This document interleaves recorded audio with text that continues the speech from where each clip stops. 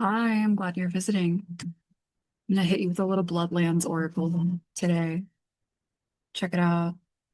Definitely feeling the dark moon vibes. Do you know what moon phase you were born under? I've found that to be just really interesting. I can get a lot of I can be very energetic around the new moon.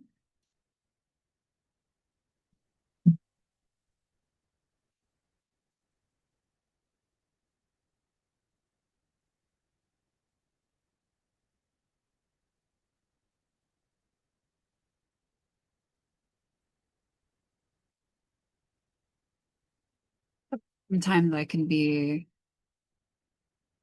without word around the full moon. But the new moon always feels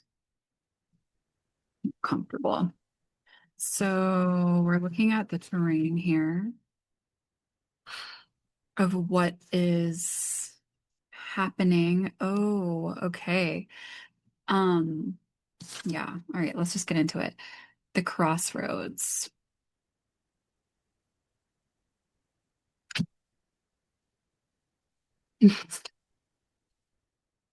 These particular crossroads, one is more well worn than the other and kind of goes on. There's a little side tangent available here, and it doesn't look like it necessarily leads to anywhere. But maybe that little forest over there is where you wanted to go anyway. Maybe just for a little camping trip, a little break. No, you can pick whichever direction you want to go in. And that's the beautiful thing. It is fully up to you and within your power to choose your direction right now. I'm not really being, I don't think I have to say too much on this. I think y'all know what's up. Choose a direction. And I want to say here that there can be a lot in the air about what if I choose the wrong direction.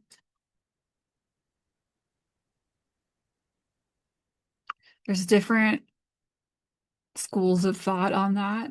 Um, but a lot of them come back to the same idea, which is that either there's no wrong direction, or if you do choose the wrong direction, you will redirect yourself to go the right way. There's definitely a choice that you're being asked to make right now. And I know that can sound really, what's the word? Just cliche, yeah. But when we get to these points, it can feel so tempting to just tap out. And if you need to, there is always that option. There's that little road off to the side, and you can just take a little camping trip. That's fine. Just be real with yourself about whether what you need right now is to tap out for a minute. That's perfectly fine.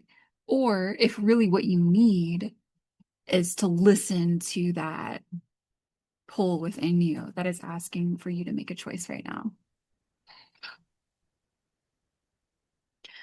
We have Twilight reversed, so something that looks dark in a bad way.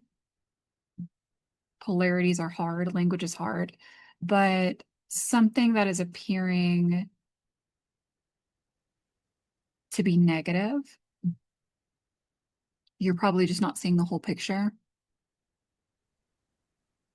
You know, Twilight is a portal to between the day and the night. And the night can be a time of rest. And even for people like me who have insomnia, it is still a time of rest because there's just not as much going on my side of the world. People are asleep, people are checked out, people are watching Netflix, or they're basically asleep, whatever. I have more availability to do what I need to do. And that's just how I work a lot of the time. There are a lot of hidden benefits that lie within the darkness. It's something you already know, but just a reminder. And the number 19 is on that card in case that's significant to anyone. We have the Falls 26.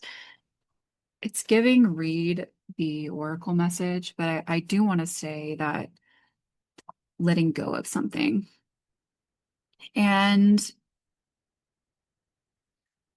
not rushing it, being with the emotional intensity of the letting it go.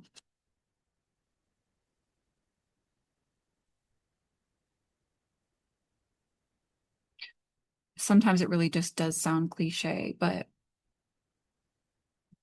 especially if you're someone who is familiar with therapy speak and language like that. But how much time do we really give ourselves to like grieve a loss, to grieve like a pouring out, to feel the pouring out of what was once there?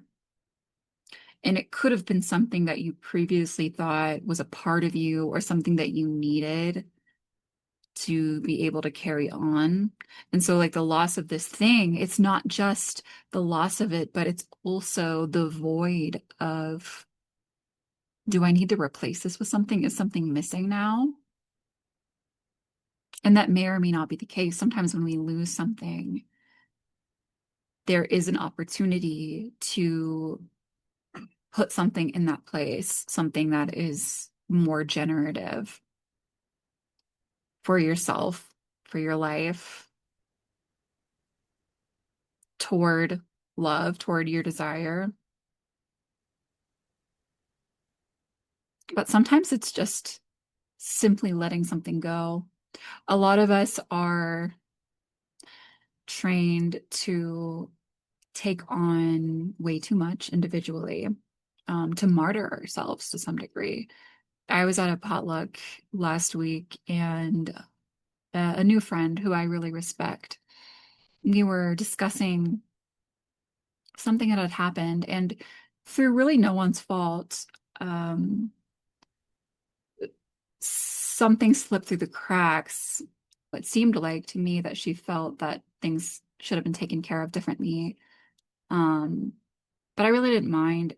And I just mentioned, hey, maybe she took on too much. Because that's something that a lot of us do. I think especially women, I want to say that. And she was just like, yeah, we all do, don't we all? It's a disease. She said that it's a disease. So sometimes the letting go, the thing that you're letting go of, is part of that disease.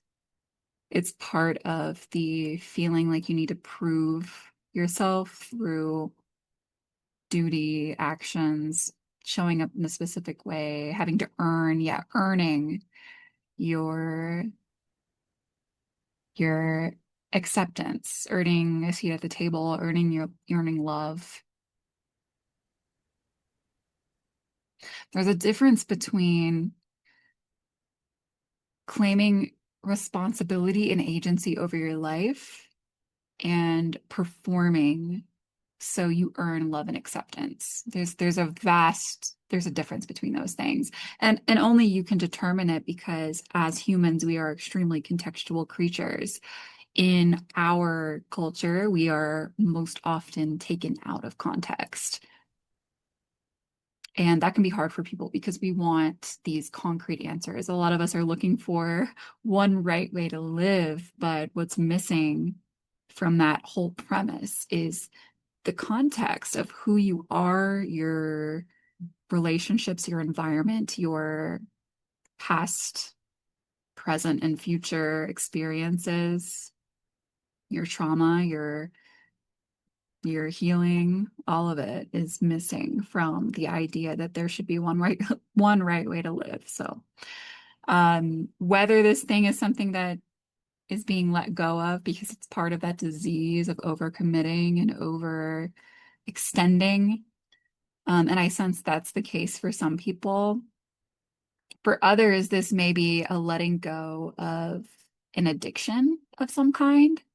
And when that is the case, there is usually an opportunity to fill in that gap, fill in that void with something else. Now, it may still be a coping mechanism, just like one that's a little bit more healthy. And don't feel bad about that in any way. If you're in a process of letting go of an addiction, we all have them, and some addictions are way more normalized in our culture than others, when all of them really carry similar weight in terms of the effects on our health, on our mental health, on our time, on our energy. You know, they all have this vampiric siphoning effect. So be very gentle with yourself, stuff like this, guys. Water is very hard for us. We've been taught from a young age that emotions make you weak.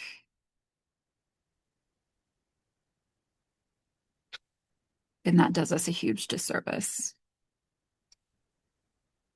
All right. So here it says completion, release, a new phase. The falls card finds us in a time of free falling. We might not know what lies at the bottom of the drop or where we will flow onto next, but this moment is about letting go. The widening river of our life has reached a precipice, and we must now tumble over the edge toward the next stage of our journey. Trust that the river will continue toward the ocean, but expect a splash before it calms down.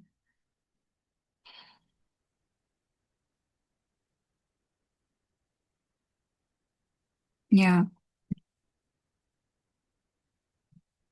we have 30, the erratic.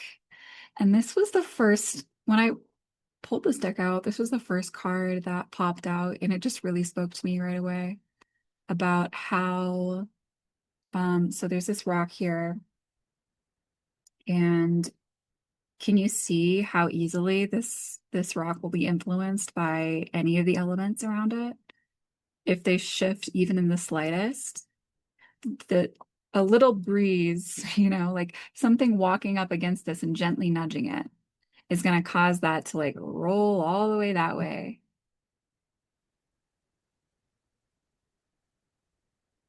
It's very out in the open out there, unprotected, and extremely open to outside influences. So the card came up upside down. Let's check on it. So maybe you're working on that. Maybe you're working on like protection from outside influences right now. An erratic is carried by forces beyond its control to a place it is not suited for. We are often forced into situations or places that we do not want to be. While we may not have a choice in our placement, we do have the opportunity to find ways of fitting in. How are you resisting the place you have found yourself? Okay, yeah, okay. This one is also very contextual. Um, when you have, when you're met with within yourself a greater understanding of where you're at right now. And sometimes these realizations can be scary, like maybe when you wake up to something and you realize that where you're at is just nothing close to where you want to be in the future. There can be a tendency for denial, like this is the 5 stages of grief. You kind of have to go through this to get to the point where you are accepting of the place that you're at. And this is something that gets easier with time, moving through these stages of grief, because you'll have to do it over and over again. And that's not to say that it's easy, but there's always an opportunity to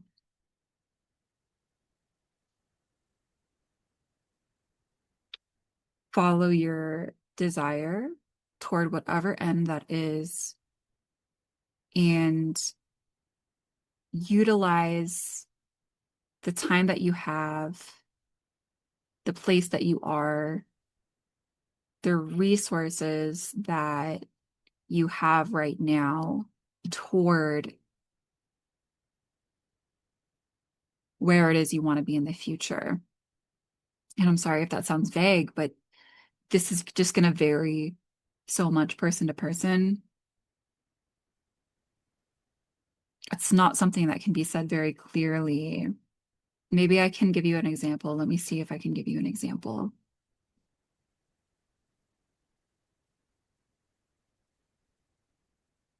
Okay. So let's say that one day you woke up and found that you were in a prison. You didn't know this before. You just thought you were free roaming, doing whatever you wanted. And that can be very uncomfortable. And so you are working toward making allies, gaining skills, doing some research in the direction that you want to move toward. And it took you a while to get to this point because for a while it's just easier to be in denial and to distract yourself.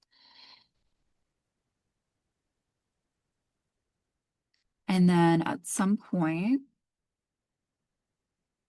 you realize you reconnect with something within yourself. And you know how as kids we all just want to help. We all just want to help people. Like if you connect with yourself as a child or if you know a child, a lot of them want to help people and a lot of us really we want to help people. There's a deeper desire there, which is a desire to share our gifts. In doing that, we naturally do help people. So for the example, we're in the prison and we're working our way to get out. And we know we can only do what we can for ourselves. We can potentially gain allies and influence people along the way, but ultimately it's about reclaiming your own agency to get yourself out of that situation. However, along the way, you can share your gifts. You can share what you know. You can provide information to people. You can be the change that you want to see in the world. You can co-create with the universe along the way, even if you're not exactly where you want to be. So keep that in mind. Even though you are in a vulnerable place right now, and there are so many influences vying for your attention, the most important one is what your body is saying. And so anchoring into that is something that's going to be really important. It's always really important, but it's being brought up specifically right now.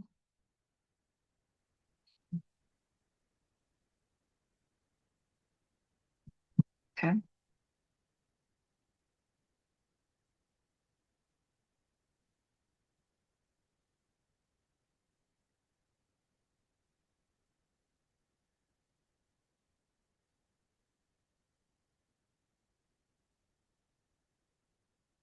Couple questions for the Citadel Oracle, and one of them is there a role that almost the whole deck fell. Is there a role that you're being asked to leave behind right now?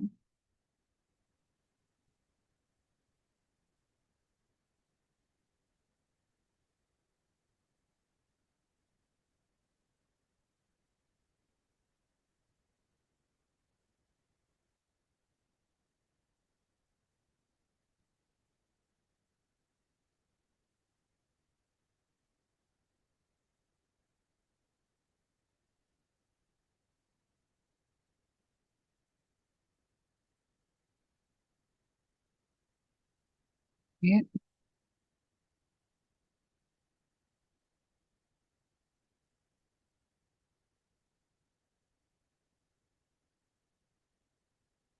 Okay. The two cards. We have the adventurer, responsibility, and expectations.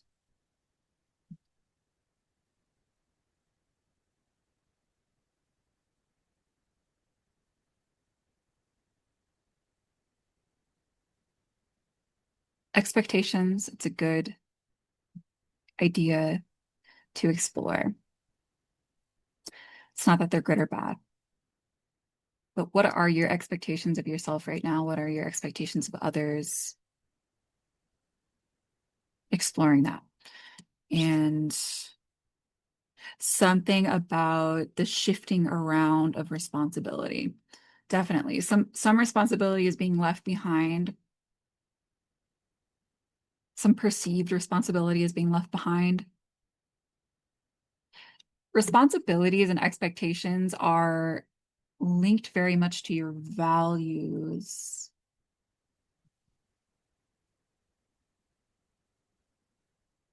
These plants here are growing out of the magma.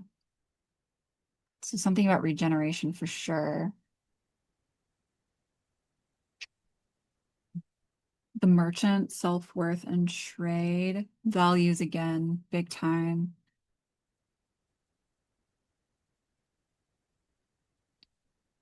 Values again.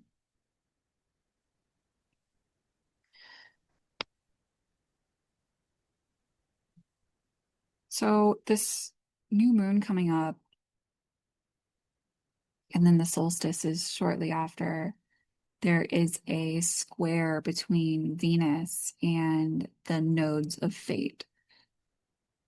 And what I have to say about that is that Venus is a archetype that goes a lot deeper than just like love and sex and romance and art. Not that those things aren't deep, but she's really related to desire. And that desire, what we want, is related to our values, what we value.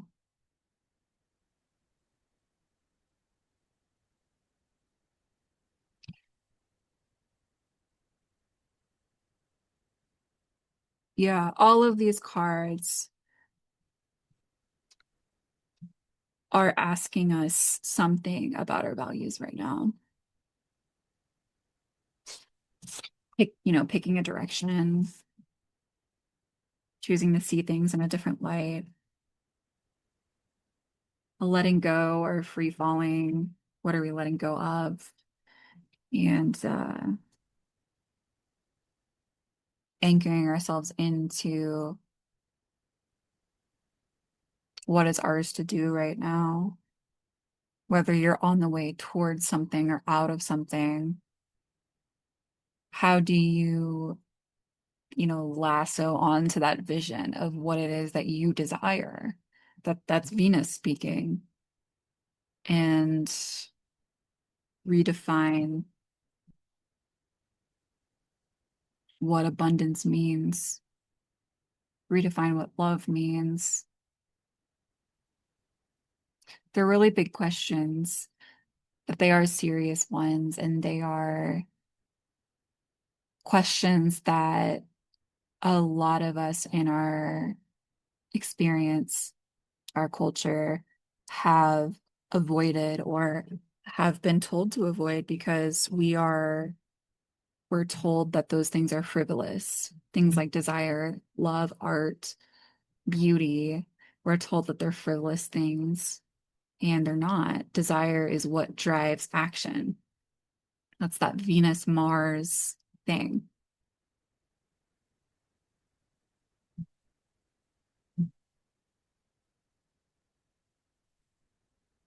Yeah, there's on the top of the deck here, the shepherd. It's a celebration and family. Examining the values that you were led toward, the values that you were told were maybe family values, values of a nation, values of a group of some kind. There's a lot of upside down stuff in there. And even if you've done a lot of this work already, it is the perfect time to do it. New moon energy is very good for getting into the depths of these things. And the new moon is Sagittarius, which is really about the quest for the truth, like the search for knowledge, but mostly the truth. If I had to boil down that archetype to one sentence, the quest for the truth, the search for the truth. And with Venus squaring the nodes right now, that's going to be really supportive in getting to the bottom of it. You will have to eliminate distractions. There's no ifs, ands, or buts about it. If you want to do that work, excuse me, you don't have to do anything. I'm not telling you to do anything. What I'm saying is that if you want to uncover more layers of what it is here for you to find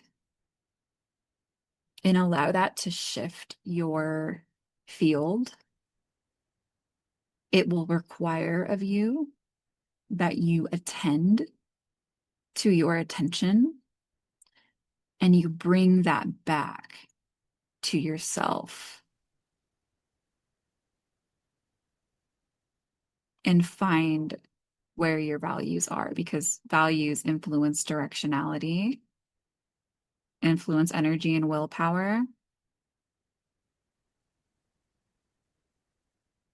And the power of your desire cannot be understated. It is not frivolous. It is essential to understand what you desire. If you are someone who is interested in getting where you want to go. If that's intense, it just is. And I hope this was helpful. I'll see you again soon. Bye.